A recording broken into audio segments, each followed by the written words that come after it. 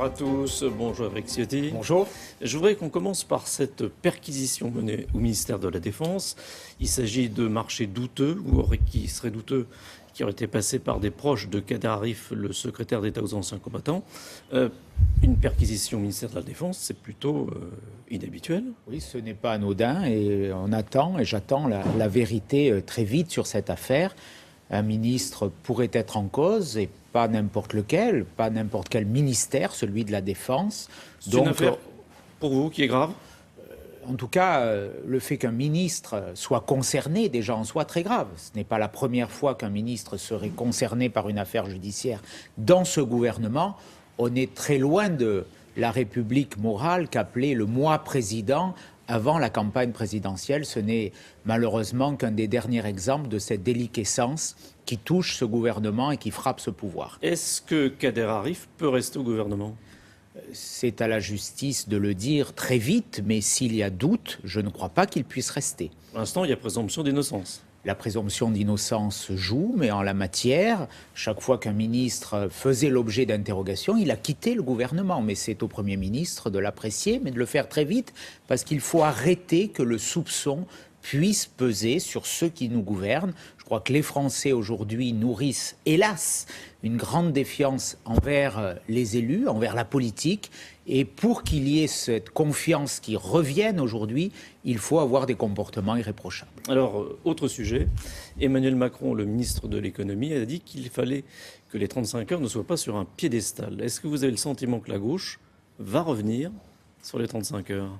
Sur sa phrase, il a raison, je ne peux que l'approuver. On voit les dégâts qu'ont commis les 35 heures. Monsieur Macron parlait... La droite n'a pas supprimé.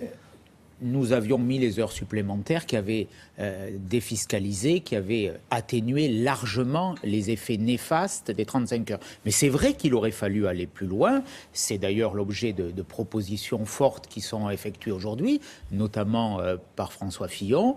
Moi, je pense qu'il faut supprimer les 35 heures. Il faut avoir le courage de le faire. Je pense que le discours de M. Macron, c'est surtout de l'esbrouffe. On attend les actes, et les actes, ils ne sont jamais au rendez-vous. Et vous parlez de François Fillon. Il a été Premier ministre 5 ans, et je le disais, il n'a rien fait. Nous pouvons aujourd'hui dresser le constat de ce qui n'a pas fonctionné. Encore une fois, sur le temps de travail, les heures supplémentaires, la défiscalisation des heures supplémentaires avait donné beaucoup de pouvoir d'achat à 9 millions de Français. C'était le choix de Nicolas Sarkozy. Nous aurions pu aller plus loin, notamment dans la fonction publique. C'est ce que nous proposons aujourd'hui. C'est surtout ce qu'il faudra faire demain. Autre sujet, l'État islamique. Beaucoup de Français partent se battre en Syrie et en Irak. Comment vous l'expliquez ? La situation est très grave. Je crois que plus d'1 millier de Français sont aujourd'hui engagés en Irak ou en Syrie, ou l'ont été, peut-être plus, selon certains chiffres.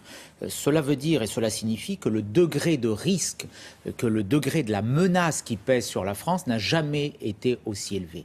Nous sommes aujourd'hui une cible. Comment gérer le retour de ces djihadistes en France quand ils reviennent ? Pour moi, il y a de manière très simple, que le gouvernement pour l'instant n'a pas retenu. D'abord, il faut empêcher un certain nombre qui vient d'être adoptée, oui, que j'ai voté parce que je crois que la lutte contre le terrorisme impose une unité nationale. Donc les mesures qui sont contenues dans cette loi, qui empêchent notamment certains départs avec la privation du passeport, sont bienvenues, sont utiles. On a introduit aussi un délit d'entreprise terroriste individuelle. Donc tout ça va dans le bon sens, mais je crois qu'on est un peu en retard d'une guerre par rapport à cette barbarie qui nous menace. Pour les retours, ce texte a une lacune, il ne se préoccupe pas assez des retours. Moi, je propose, comme va le faire la Grande-Bretagne, le Premier ministre anglais l'a annoncé cette semaine, de supprimer les passeports pour les binationaux ou même pour les nationaux, pour les empêcher de retourner.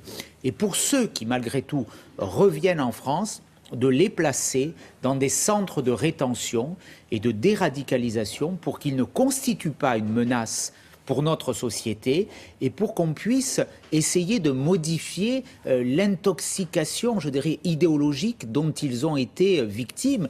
Et parce qu'aujourd'hui, ces personnes constituent, pour notre pays, on l'a vu, pour nos ressortissants, de véritables bombes humaines. Donc, nous sommes dans une situation exceptionnelle et on ne peut pas lutter avec des armes habituelles.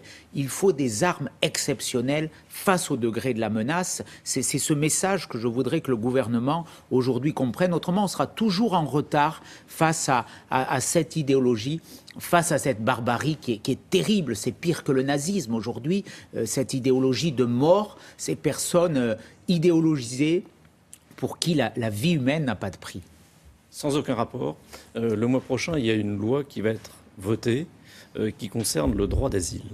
Est-ce qu'il faut, selon vous, modifier profondément les règles du droit d'asile? Bien sûr, parce que notre système de l'asile est à bout de souffle. D'abord, je dois dire que c'est l'honneur de la France de pouvoir accueillir des réfugiés politiques. La France est le pays des droits de l'homme. Donner l'asile à quelqu'un qui est persécuté, et je pense en particulier aux chrétiens d'Orient. Je suis allé en Irak il y a quelques jours. Quand on voit le martyre des chrétiens d'Orient en Syrie, en Irak, bien sûr qu'il faut les protéger. Mais aujourd'hui, notre système est perverti, il est dévoyé, il explose. Jamais on n'a accueilli autant de demandeurs d'asile, 66 000.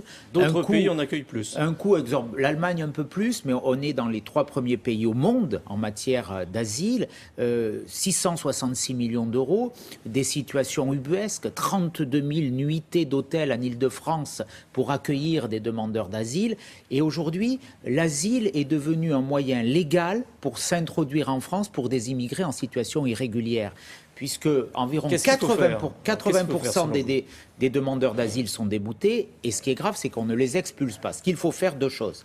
Réduire les délais d'instruction. C'est aujourd'hui 18 mois avec des délais de recours une fois que la Cour nationale du droit d'asile s'est prononcée. Ce qui fait qu'en gros, une personne qui demande l'asile va rester 4-5 ans en France. Et surtout, celle qui est déboutée du droit d'asile ne sera jamais expulsée. À peine 5% sont expulsés. Donc, raccourcir les délais, des moyens supplémentaires, éviter les dossiers manifestement illégaux, frauduleux, et puis surtout avoir la volonté et le courage de reconduire dans leur pays ceux qui n'ont pas obtenu ce statut qui est noble, ce statut de réfugié politique. Merci. Merci beaucoup. Oui.